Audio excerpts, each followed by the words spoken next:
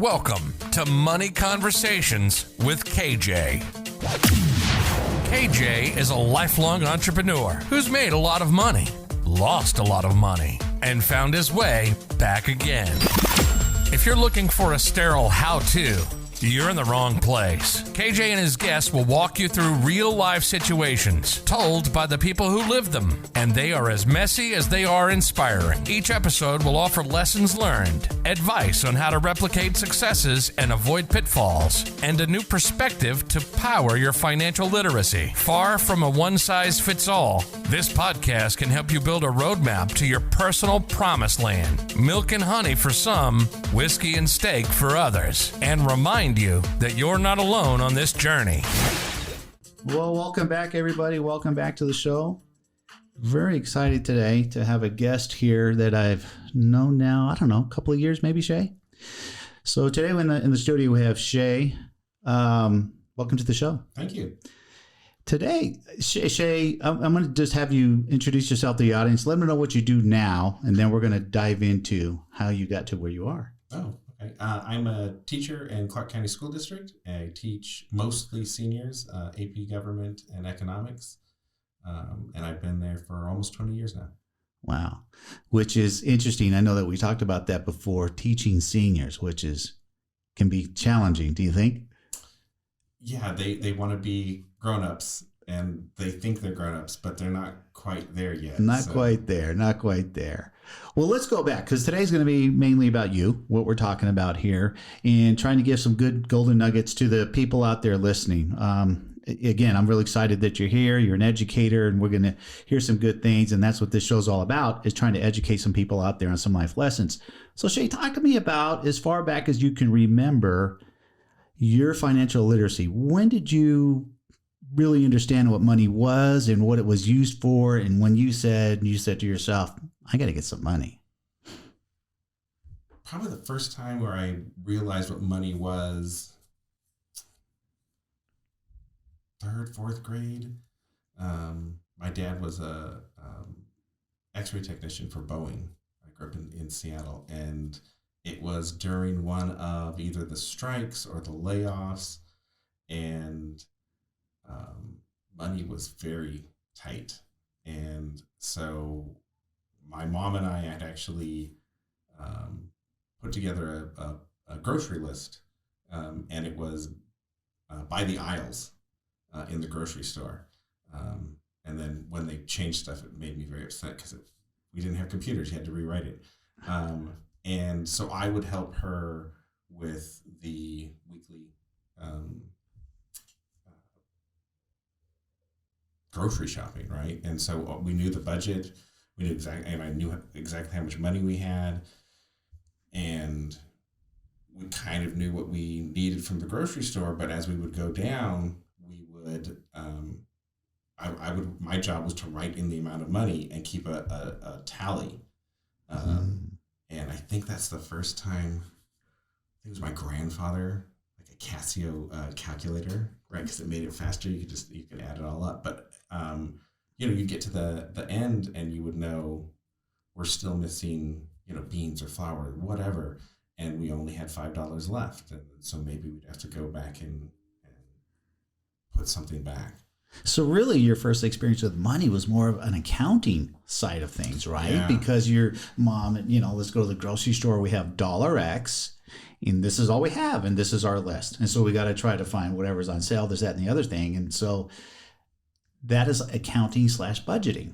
Yeah, mostly budgeting. Yeah. Right? Yeah. Which is really cool because most people don't learn budgeting or accounting until you're, in your 20s, probably trying to figure out when you just maybe moved out from mom's house or whatever, like I got to watch my dollars and not be crazy with them. But but at that age, you didn't think of it as that. You were like you said, dad got laid off, money got tight. This was the new way of life for a little while. Yeah. And I do remember, I think if we're looking at maybe the power of money, coming home from school, and I could always tell my grandmother had come there because you walk in and the dishes would be done, right? So the chore for us in the evening was to do the dishes, and obviously if I come back, like the breakfast dishes have been done. I'm like, grandma was here. And my grandmother, if she showed up to help out, it would be, she'd drop off food. Right. And so then it's a scavenger hunt to go looking for what did grandma drop off that, maybe I could eat before my dad got home. And recognizing that we would go either Friday or Saturday night and we'd have dinner with my grandparents, and my grandmother would, I just got this roast. It was just too big. How's your grandfather and I going to take care of that? You guys should take it home. Right. And recognizing, because I had helped, doing the budget, that's not something we ever bought. And the idea that she could just send that home for us, and that meant that the next time we went to the grocery store, we didn't have to have food for those days. Like, I wouldn't plan for a Friday or a Saturday dinner because one of them was going to be taken care of by my grandparents. So what do you think was the biggest lesson? And you probably didn't recognize it or understand it until maybe, you got a little older. And looking back, what do you think was the biggest money lesson of that? So we know that you kind of learned some basic budgeting and whatnot, but then understanding that, money for you for a little while, which is a lot of families, was scarce. So the value of the dollar, you kind of learned early? I think so. I also think that in terms of like a mindset, it's very deficit, a scarcity mindset, right? Right. That I know one of the reasons that I am so leery about getting, rid of money or investing in something is because of that. And then, like you said, when did I figure it out on my own? My wife and I were in LA. I worked a full-time job, a part-time job, and then I went to school part-time, and then she went to school full-time and worked part-time. And it was the same thing. Like, we took the calculator with us. Our budget in the early 90s was $80 for groceries every 2 weeks for the two of us, right? Which would be about, I just looked up, it's almost double. It'd be about $159 in today's world. And so that would mean, when you think about it, that's like $80 for two people every week in today's world. That's not a lot of food. It's not a lot of food. It's not a lot of money. And right, we were both in college, and even with the student loans and the money, we were not meeting our expenses, right? We were putting stuff on the credit card. And part of that was like, for me, I'm kind of going in debt here so that in the future, I won't have to go into the grocery store with a calculator and look for the dented cans and buy, cheese and cola. Like, if I want a Coke, I can just have a Coke. Right. Well, let's go back, because you jumped a little bit ahead there. Talk to me about when you say your first job. At what age did you actually make, you traded time for money doing something and you got paid? How old were you when that happened? 15 and a half. What'd you do? I was a janitor for the Puget Sound Institute of Pathology. Okay. And so we did the offices, and we did what we called the stinky bags, so the bags that could go into an autoclave. We weren't allowed to handle the bio-waste hazard, but anything else was us, and we cleaned I cleaned the toilets and all that other type. So what did you, again, and I try to remember my first job, and sometimes it can be hard, but when you got that first job, what was the purpose? What was the goal of, like, I need or I want to make money? Which one was it? Probably, it's a hard one. More want, a little bit of need, because some of the money definitely went back to the family household. But if I wanted sneakers that were slightly nicer than whatever my parents could afford, it had to come out of that. If I wanted to go see a movie with my friends, that was something that I would have to pay for. That wasn't something my parents could. That's pretty typical for all of us, I guess, in that age, and if you're out there and you got kids that are in that age and, they want to start to maybe relieve the burden from the parents, or like you said, I want the nicer sneakers. I want to start going here or there. Well, mom, dad, let me go, can I get a job kind of thing. Then, so that's at 15 and a half. So, that's not real early. I mean, I've talked to a lot of people and they're starting to make money, when they're 8, 9, 10 or whatever. So your family took care of you for a while. And then from there, 15 and a half, I mean, you only got another couple of years of high school at 15 and a half, right? And then you decided to want to go to college. So then, like you were saying, so you went to school and worked at the same time. Now, my question would be, during those years, let's call the years, say 12 to 18, what kind of financial education did you get from either mom and dad or relatives or friends and family, or who? Other than budgeting, not really anything. Maybe the idea, probably from my dad's parents, that you're going to need help and you should get a house as soon as you can, right? That was the advice? Yeah. And for my parents, my grandparents helped co-sign the loan for my parents' first house, which was not in a terribly nice neighborhood. And then when they sold that house, we actually moved back into my dad's parents' house for about a year while they continued to look for a home. And they found some home that had been used as a rental. So it was, what is it called? They were able to assume the mortgage. Oh, assumable. And again, so they had a little bit of equity from the tiny house. And then my grandparents, again, were able to pitch in. And they were very adamant that this was a way to generate wealth. And other than, I mean, I don't even think they said it as wealth, but they probably just said property or something. Right. And that's probably about the only part that was like really about finance as opposed to budget. I'm curious because one of the things that I teach is tradition with money, right? In tradition, again, I just keep hearing the same story over and over, that it's typically we leave as young adults out and almost have to figure it out ourselves, right? But I also understand that parents can't teach what parents don't know. Right.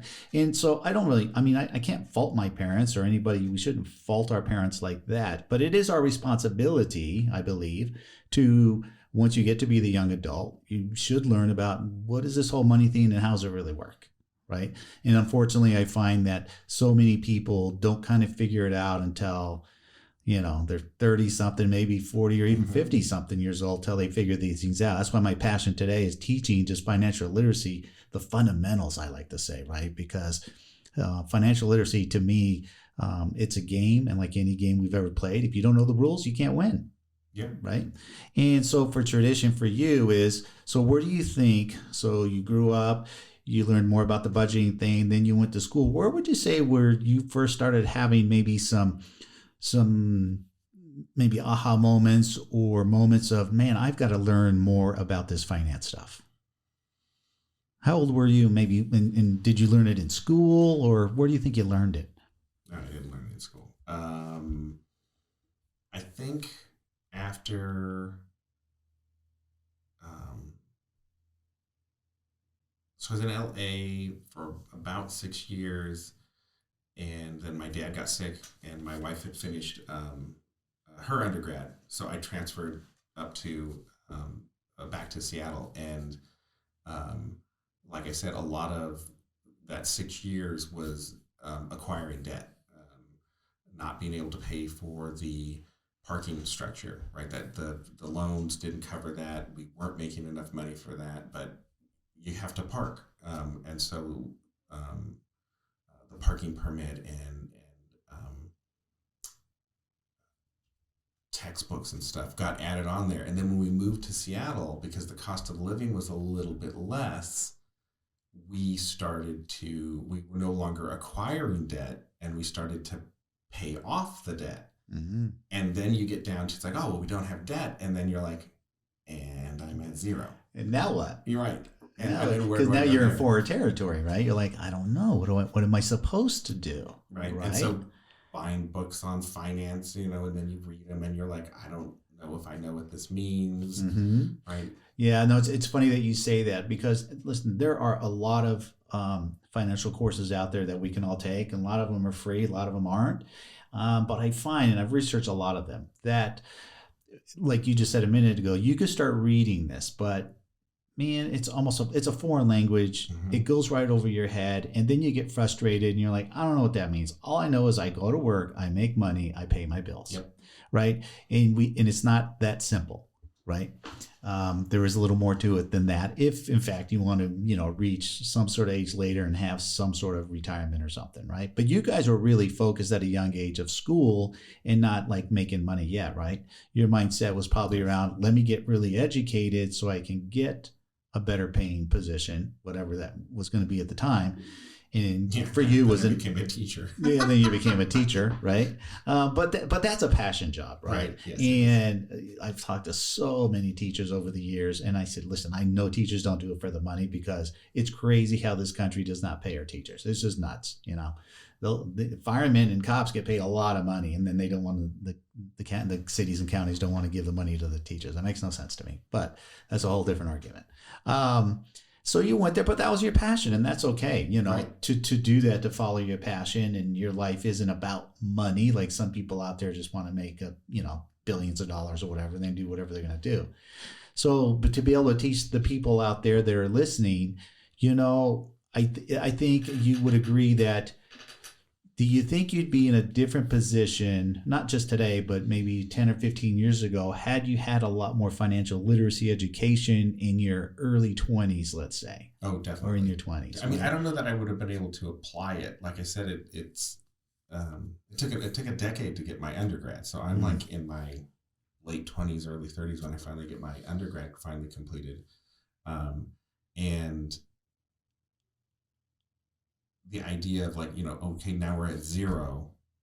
And then the next one was, okay, well, now we need to start saving money. So at some point we can buy a house, right? Which is one of the reasons we moved to Vegas, because that was not going to happen in the early 2000s in Seattle. Like, right. If I was going to be a teacher, I'd be like, I'm going to be renting for the rest of my life. Right. And so one of the reasons that we chose to move here, other than my wife's job, was that way back from when I was a kid, like if we go there, we can save and then we can have a house. Because for me, that was it, right? Like your wealth is going to be your house. And my grandfather and my dad were both union men. And then your retirement is a pension. And as a teacher, there's still sort of a pension, but it's nowhere near like what my grandfather's pension was. It's funny in today's world, there's very few companies or positions that you get out there that can give you a pension that you can rely on or will be enough, let's just say, to support some sort of a retirement lifestyle. That's pretty much a thing of the past, The burden has really been put on us, being through when the 401ks came out in the late 70s. That just relieved the burden where the companies didn't have to have the burden of giving you a pension because you worked for somebody for 20 or 30 years, right? Which was great if you're a business owner because it relieved the burden and you could grow a company. But for you, and again, I think there's probably a lot of parallels out there for kids getting out of high school, wanting their careers, going to school, and sometimes school takes longer than we want. Typically you're thinking 4 to 6, but sometimes they'll stretch out to 10 or more years just because of finance, right? But I think it sounds like over that period of time, what you did learn would be to live within your means, number one, right? You weren't out, you couldn't spend what you didn't have, but but you learned, if we go all the way back to when you were, a child and you were learning how to budget, grocery money with mom at the grocery store and kept that, what you learned all the way through your young adult, life there, actually probably was really a big benefit because today's world, because of credit cards and the lack of teaching how to be responsible with credit cards. I hear a lot of people use the term credit cards are bad. I'm like, I don't know why people say that. Credit card's a piece of plastic. Yep. Okay. That's not bad. What's bad is how you use it, right? Yes. Which is all in teachings of, live within your means. I teach my kids there's a difference between wants and needs, and there's always a lot more wants than there are needs. So be careful where you spend your money. So as you cruised through there, and then your wife got through. So did you guys kind of finish your college education not too far apart from each other? Because she finished and then you went back. Yeah, so she finished because, like I said, she worked part time but went to school full time, and I was kind of the other way. opposite. And then because of that, she was able to finish her undergrad fairly, 4 or 5 years, and then when we moved to Seattle, she went and started on a graduate program, and then I was able to do. Like, not only did we get ahead in terms of money, but I was able to do full-time school and only work part-time. And so, 6 years, and then I don't know, 3 years or 4 years in Seattle to get caught up. So at what point do you think, and we'll think age here, and I'm sure you don't know exactly, but at what point do you think where you felt you had self-educated about financial literacy, where you felt comfortable and confident with what you were doing with your money? No, I still don't. Still don't. No. Yeah. And again, and I'm fortunate enough to have hundreds and hundreds of conversations with people, and a lot of them are teachers. And it's not just teachers, it's most professions that are out there, because people get so focused on what they're doing, right? Their passion, yours is being an educator, and you could be whatever else that you want to be, that you put your education of finance as secondary or even more, right? Because you can have your passion of working, and then your fun passion could be whatever, and you spend a lot of money and time on that, and then you think about finances typically. Yeah. But this is why most Americans struggle with money and or retirement, and how most Americans, until you hit close to 50 or 50, you realize, holy crap, I'm 50. I'm like 15 years. I'm supposed to retire in 15 years, which I don't believe in either. Retirement is not an age. Retirement's a dollar amount. Retirement's when you get there financially, because there's plenty of people that work till they die, unfortunately, right? So being the fact that you still to this day, so how do you treat, because I know you have kids, how do you help your kids at this point, teaching them about financial literacy? So we definitely talk about budgeting, because it's probably the part of this that I feel the most comfortable about. And then we talk about, the value of a home again, right? If you're looking at, because I teach social studies, if you look at the GI Bill and the people who were allowed to use the GI Bill and then acquire wealth and then pass that on to their family versus people who were not, we talk about that in terms of both money and social history. We did make sure that we did the prepaid tuition for them, and like the idea that, well, you're not going to, in theory, you're not going to come out of school with debt. You'll be able to get done quickly because you're not going to have to work while you're also going to school, and that opens up opportunities for you in terms of the types of jobs that you can go after. But in terms of like ideas of investing or saving, definitely not enough. Yeah. And again, back to parents can't teach what parents don't know, and it's not a bad thing, but I mean, those are really good lessons that you could teach them now, budgeting, right? Because most people don't budget anyway, right? They just cash their check and do, pay their whatever they think they got to pay. But I'm just curious, because your kids, what are their ages now? 10 and 14. Did you believe, like, how old do you think they were when you maybe first actually talked to them about money? Because I had a conversation, I've had a couple actually with people who are teaching their kids at like 4 and 5 years old about money and how it works. And how do you feel about that, teaching them at that young age, or do you believe the kids should be, whatever age before you talk to them about money? Especially as an educator, I'd like that's your perspective. In terms of education, the more that you introduce concepts, if they don't completely understand it, that doesn't necessarily really matter, because part of it connects, right, and sticks in their brain, and the next time you talk about it, it accumulates. I tend to do it more in terms of economics, right? Like on opportunity cost. Like, if you're going to do this, what are you sacrificing for that? And, oh, I want that. Well, that's nice that you want that, but we don't have to stop at McDonald's every day, right? It costs money. And when we go there, you're going to have to give the money. So I think, if you're talking something like that, probably 4 was the first time I made my daughter order food on her own and hand over the cash. I don't think she quite understood. She understood that there was a medium of exchange, right, or that you gave something and you got something. I don't know if she had, obviously, the idea of where that money came from other than Daddy just gave it to me. And I think a lot of that was more about navigating the world and speaking for yourself, right, as opposed to money. But I definitely would give the money to her and say, now you have to hand that over. Well, one of the things that I like that I teach in my workshop and in my program that I'm building is, especially for the younger.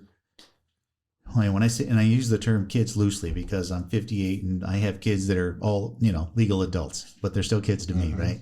And so I teach, goals and tradition are very big because goals are definitely a roadmap to where you want to go, to what you want to get, right? If you don't have a goal of something and you're just flying blind, it's like driving a car blindfolded, and God knows we wouldn't do that, right? So I really believe that everybody should have monetary goals, and how are you going to get there?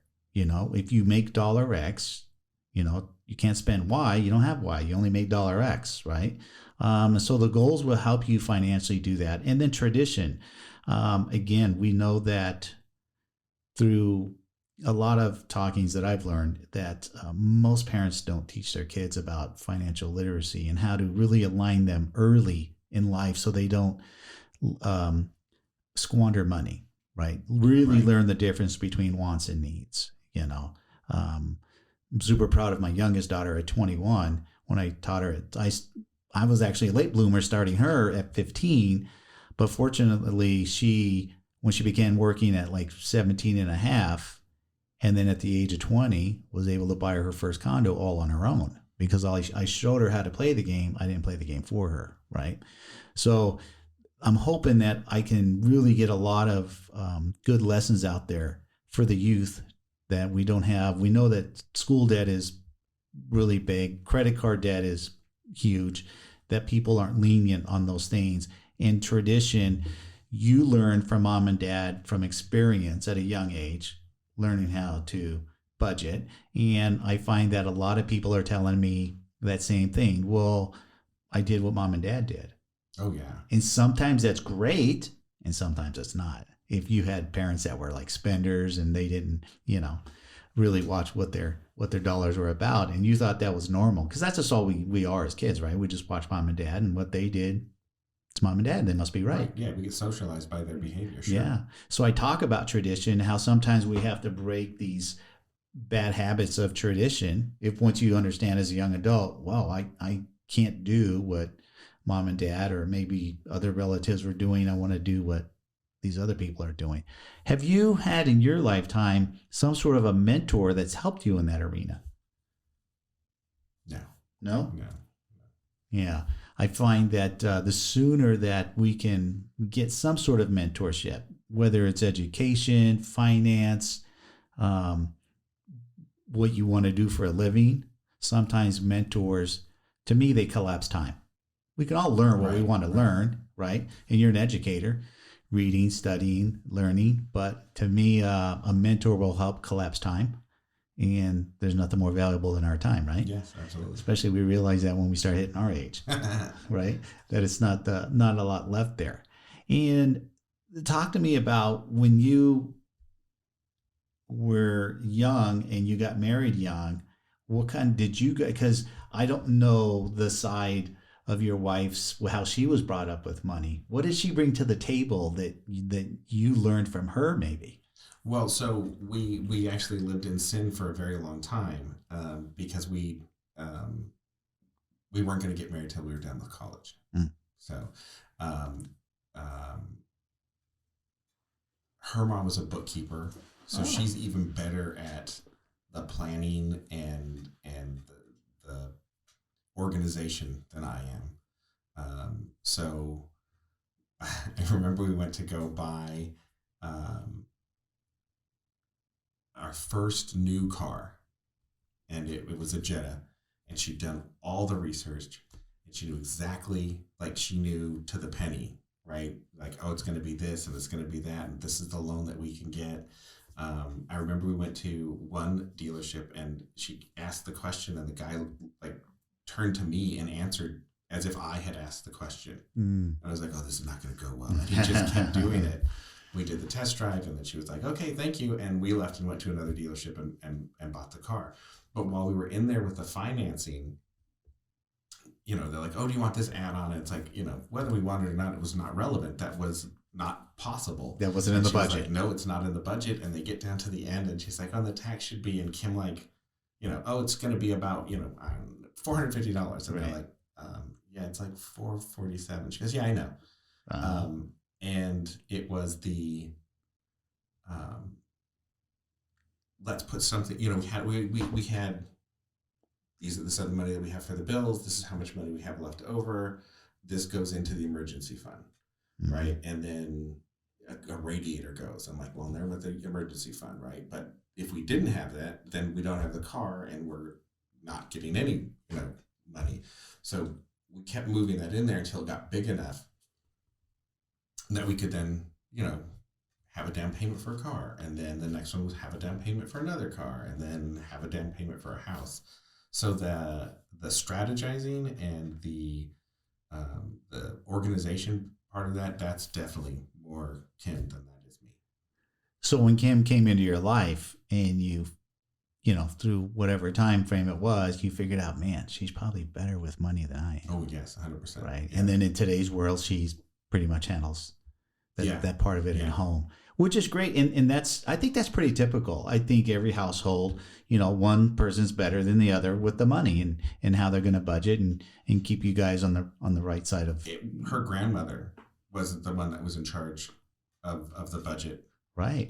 We were at their house when her grandmother wrote the last check on the house that they had bought, and now they were free and clear. See, so that's back to tradition, right? So in her family, it was the females that really handled the money, and she learned early, right? Oh yeah. And kudos to you, you landed a good one. 100%. You know, because sometimes we go the wrong way, and you land one that's a big spender, and you're like, whoa, slow it down. But okay, that makes sense. So for you guys that are out there, I think a good lesson here is, you know, and I have 3 girls and 1 son, and it's like, yeah, man, you really got to watch out who you choose to be your life partner, right? And I don't know. I mean, I know I never did try to qualify somebody financially when you're dating and whatnot, but I think down the road, a lot of people wish they would have. Well, we did everything you're not supposed to, right? Like we moved, and a lot of that is like a single mom, and so budgeting was always tight for her as well. We moved in together because it was the only way we could afford rent, right? And then because we were like right on that margin, right? I'm talking like $80 every 2 weeks, and you know, if you drop the laundry detergent, you can't replace that. So you know, that's a trip to grandma's, and you bring the Ziploc baggie, and when no one's, you know, looking, you steal laundry detergent. But we moved in together within, you know, less than a year, which you're not supposed to do. We commingled all of our funds, which you're not supposed to do, right? But the only way that the budget could be met, and those you know, the fees and the rent and the utilities could be met, is together, right? And that was in January of 1990. So I think we're doing pretty good. Yeah. Well, you mentioned a minute ago, emergency fund. Oh yeah. When did you learn about emergency fund? And was it you or was it Kim? Kim. Kim? Yeah. She came to you one day and said, hey, Shea, we need an emergency fund. Yeah. Yeah. Well, there was like, we were like looking at it, it's like, man, we have no money. And it was like, I mean, I sort of had an idea, just because if your car doesn't work, if your transportation doesn't work in LA, you're going to be homeless, because you gotta get to work to pay for everything. So I had a little bit, but definitely it's Kim. And I know it's either her mom or her grandma that it came from, and it was super frustrating. Sorry, super frustrating because it would seem like you just get like, okay, so we now have like $600, and when you go get an apartment, it's not the rent, right? No. It's first, last, Yes. and a security deposit. Like it's 3 times the rent. So you're like, oh, we're at $600. I'm like, okay, so we have a month's worth of rent, right? And you start feeling a little safer, and then the radiator goes, or you got to replace all of your tires, and your $600 goes down to 55 again, and you're like, oh man. I teach that it's just called life, right? People can't go out there, write on a piece of paper all your bills, and it comes to $X. Let's say it's $3,000 a month, and you think, okay, I make $3,000 a month, I'm fine, because every single month life has a curveball to throw at you. Yep. Whether it's tires, radio, it's just going to be something, right? It's funny we talk about this today because earlier I did a video on, I like to teach, there's the 3 pillars of financial literacy, which is first you should try to strive to become financially secure, and then financially independent, and then ultimately achieve financial freedom. But you can't do any of those things if you don't know what they mean. Right. So if I asked you, what's the difference between being financially secure and financially independent, what would you tell me? I would probably say that secure means you're able to cover all of your bills, and then independent means that you can handle a downturn of some kind. And I guess, like if you don't have that $600 to fix your radio, like it's super frustrating when you go down to 55, but then you're like, man, thank goodness I had that, because I would have been on the street, right? And now I got to keep building that up again. And it's I would imagine you're independent when the threat of going down to that 55, right? That any little road bump is going to make you in trouble is what you're going for. So here's the difference. And you mentioned a minute ago how when you had the 600 before whatever you needed to use the emergency money, it made you sleep better at night, right? You felt comfortable. You're like, okay, it's something, a curveball will happen, but I'm gonna be all right now. So technically, being financially secure means that you have 6 months of your bills put away in a separate account, period. Easier said than done. Okay. So I use an example of the $3,000 a month, right? If your bills all in are $3,000, you should have $18,000 parked in a separate account. Don't commingle your money. That's put away. Now, some people will call it the emergency fund, but an emergency fund should be roughly $1,000 to $2,000, which is the radiator, the tires, that kind of thing, right? But things happen in life that we all don't expect. This year alone with COVID, right, where people got laid off and whatnot. If you were financially secure and you had 6 months of all of your living expenses, I don't think March, April, when all these layoffs were happening, that you would have freaked out. You'd have been like, right, all right, I got a little time to figure this out, right? I got to go to plan B, so to speak, whether it's a new job or I have to work part-time instead of full-time, whatever the scenario may have been, but you still get to sleep comfortable at night, right? You're not panicking. Now, that being said, $18,000 is a chunk of money.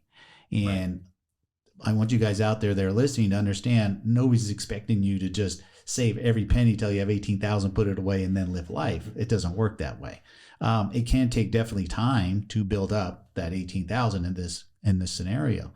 But once you do, as you mentioned, boy, how well will you sleep at night? How comfortable will you feel if you got hurt and you couldn't work for 2-3 weeks, a month, or whatever, or in between jobs or moving, because you've moved, and when you move, there's a transition there where you're not making money. Right. But like I say, bills don't stop when you transition. The car payments still do. Doesn't matter. They don't care. And, you don't even tell them you're moving, but you got to make those bills. So that's being financially secure. Get your emergency fund, put that in right away. This is Dave Ramsey, Susie Orman teach this stuff. A real big deal. And then get yourself financially secure. And then the next position you want to get to is financially independent. And what financially independent means is most people trade time for money with the JOB. It's reversed. It's when your money makes enough money to pay your lifestyle that you don't have to trade time, right? Your money's making that money. So that's through investments.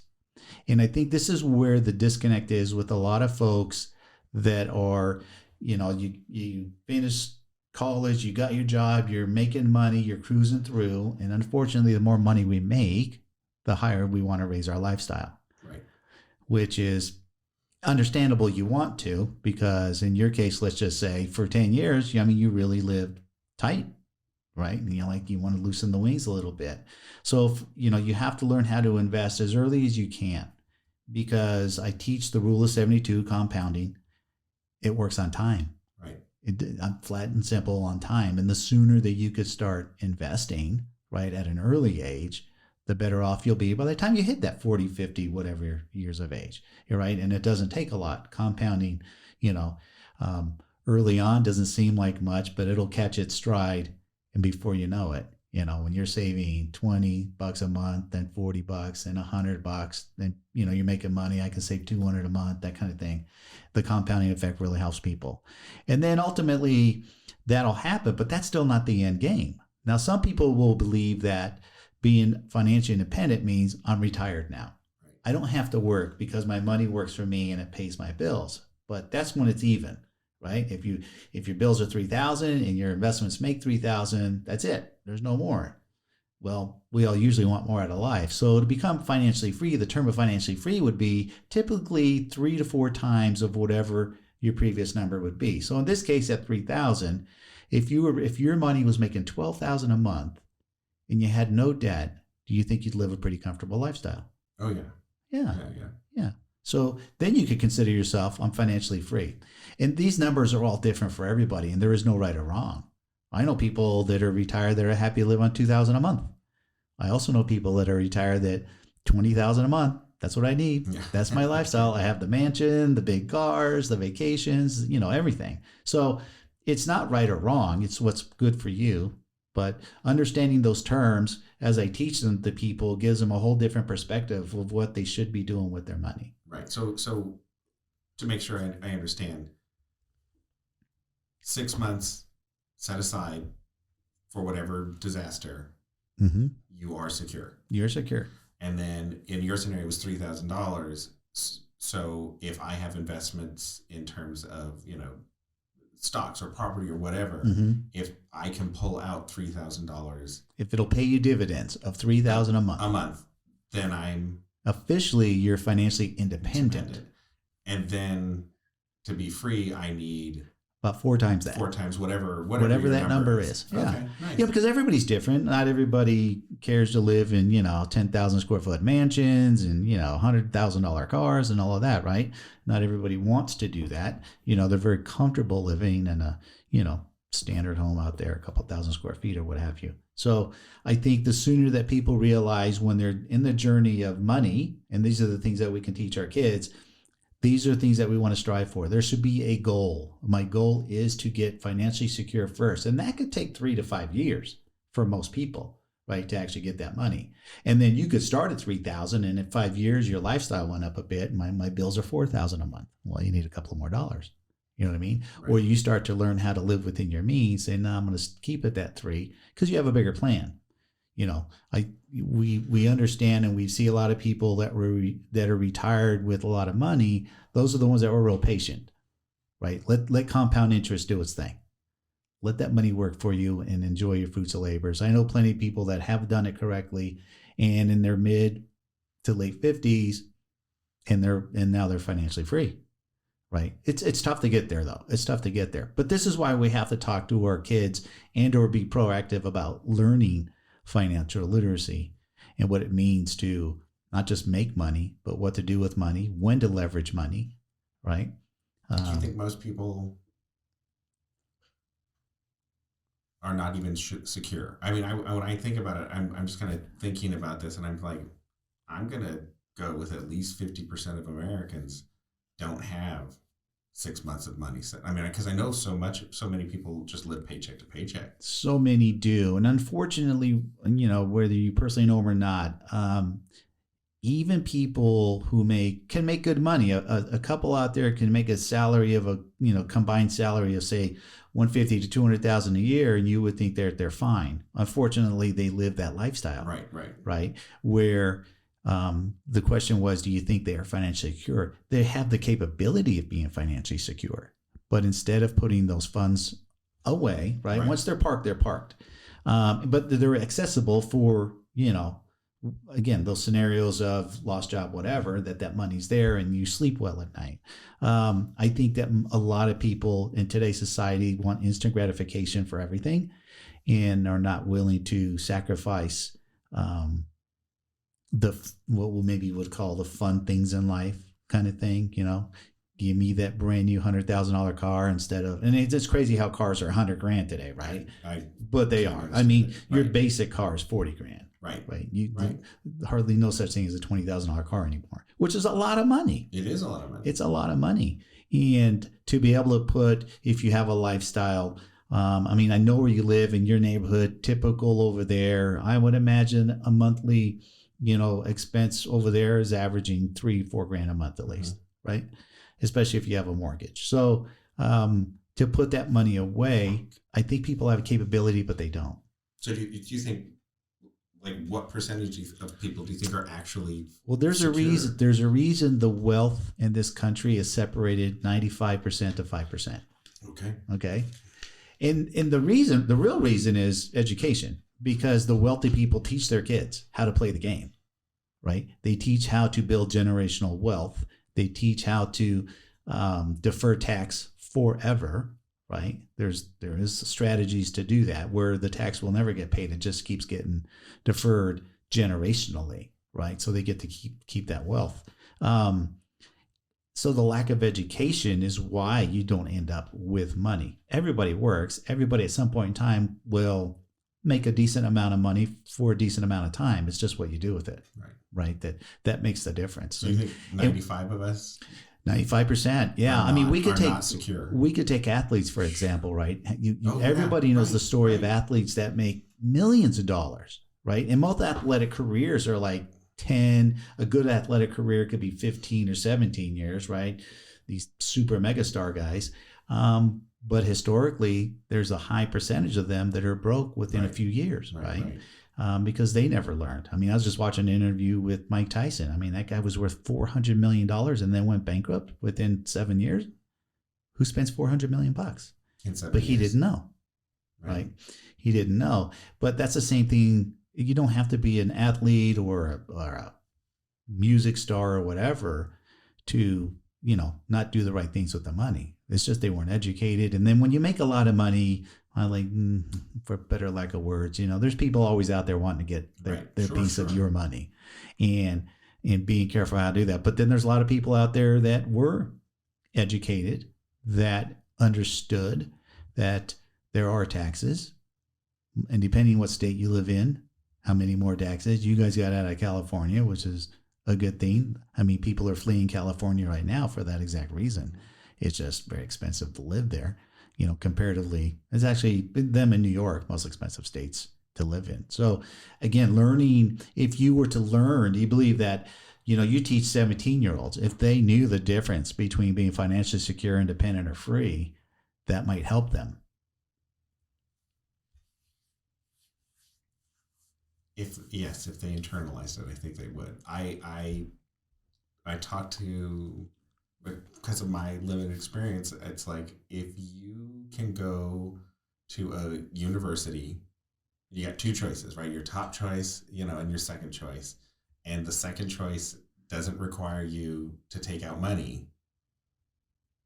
You go there, right? And you don't work and you take advantage of the opportunities. And if some speaker shows up on campus, because they do all the time, you go and you make those connections. And then when you graduate, if some opportunities, a startup or whatever, you can do that because you don't have debt. And I cannot tell you how many of my students don't listen to me, go away, and they're back in one semester because their parents told them, if you get in there, I'll find a way to pay for it. And after a semester, all that money's gone and they're back at UNLV and they just blew $25,000. Right.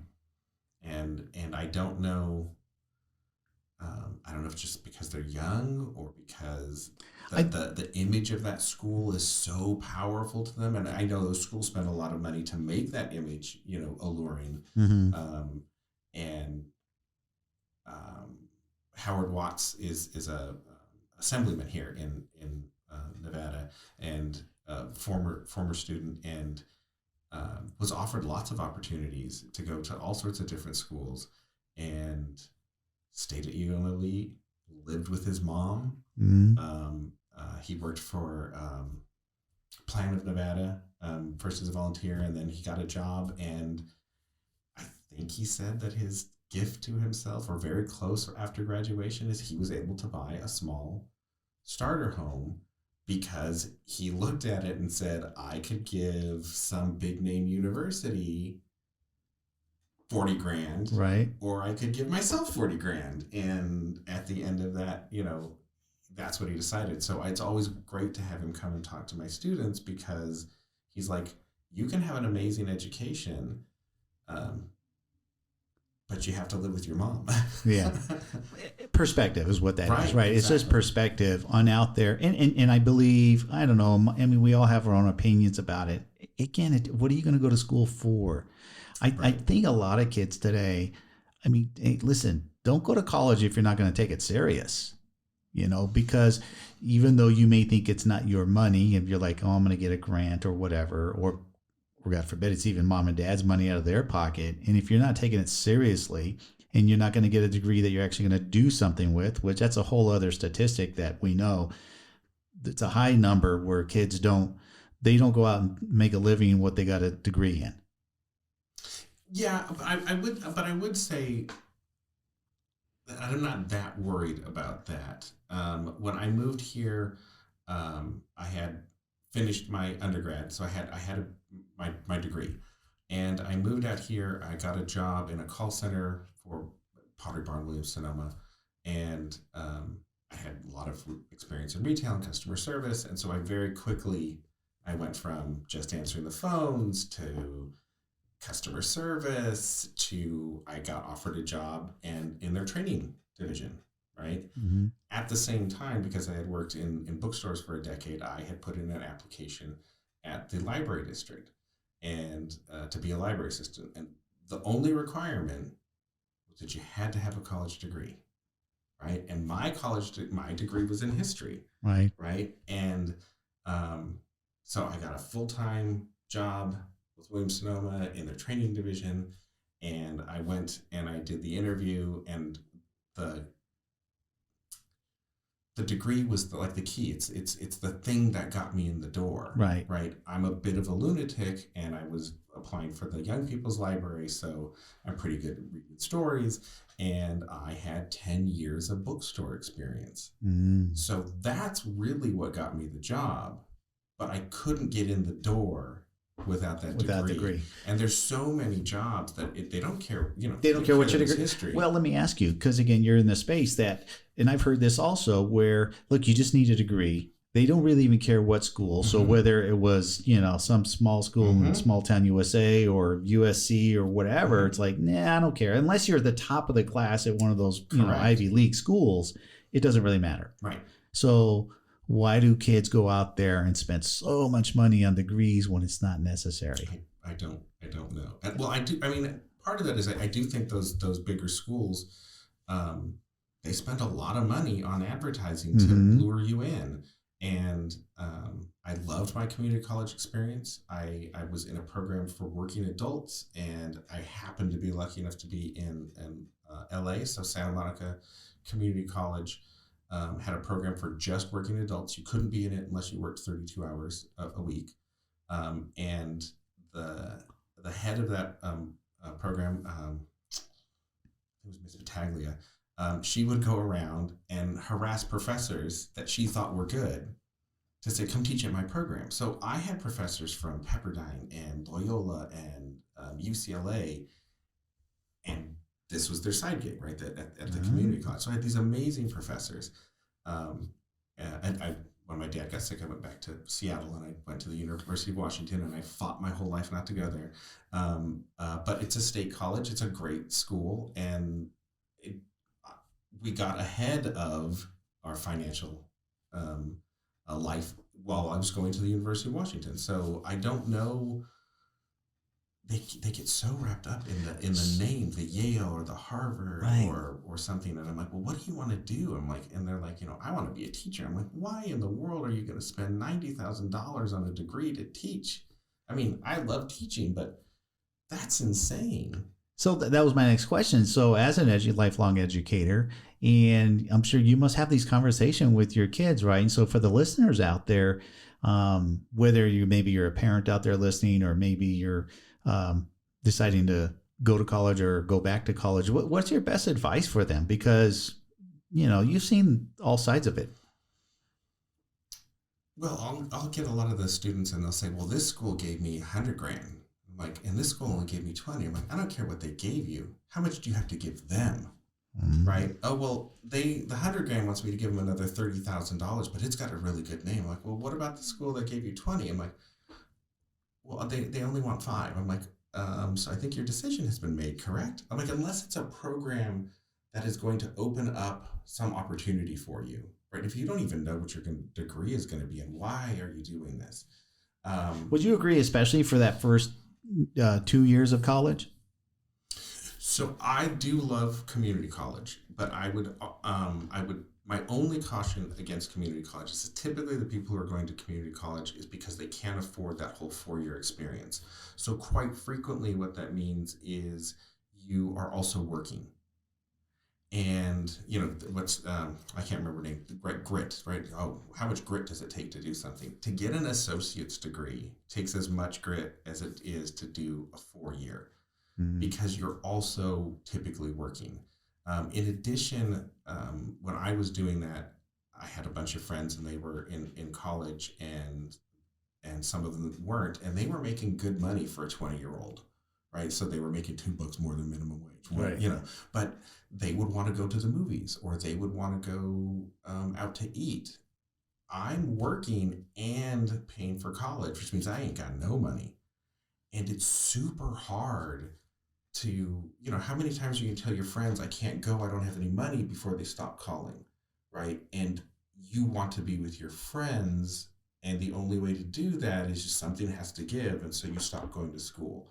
And I worry about that. I worry about the kids who are in school and, their parents are like, well, I need you to take grandma to the doctors, either you're just the driver or you're the translator, and you're like, I have a midterm.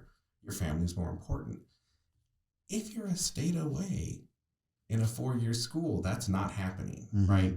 Everybody there, except for the ones who are majoring in Kager and will drop out, they're all moving towards that same goal together. And so I think going to that 4-year school and, doing that dorm experience and then maybe getting an apartment with somebody who's also going to that school, you kind of get that feedback loop that makes it easier to succeed and get it done.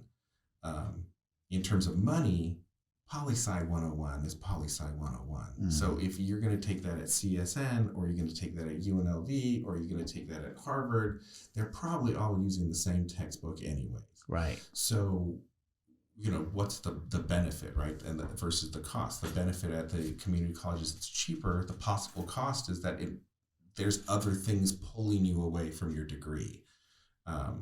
So if it was me, right, you want to go to the school that has the experience that you're kind of looking for, and it's a business decision, right? It's an expense, and if they want you to give them $50,000, that's a hard pass. That's and you want to be at the school that gives you that same degree, and you can even end up at that. Even if it's at I've had a handful of students who didn't get into the school they wanted to.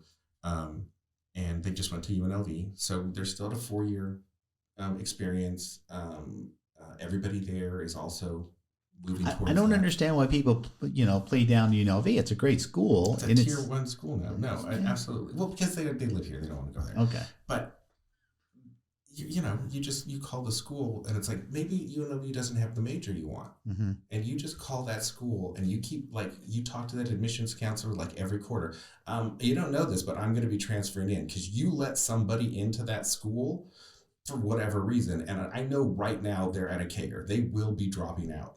So when you kick that kid out, I'll be waiting in the wings, and I'm going to take over. So you tell me what classes you want me to take and what GPA you want me to have, and I'll be your transfer student. And I've had a bunch of them that have been very successful with that. Nice. And they do their poli-sci, they do their Comp 101, maybe they do a 100-level class in whatever major they want to demonstrate that they can do that.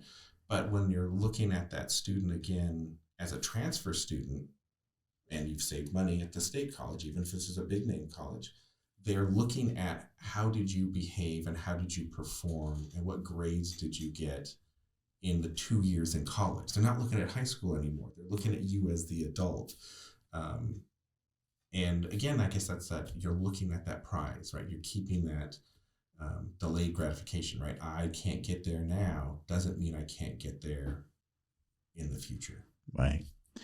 Well, Shea, wow, what a conversation. And it was great to have you out here. And I loved finishing with that education, because there's just so many people out there that don't understand.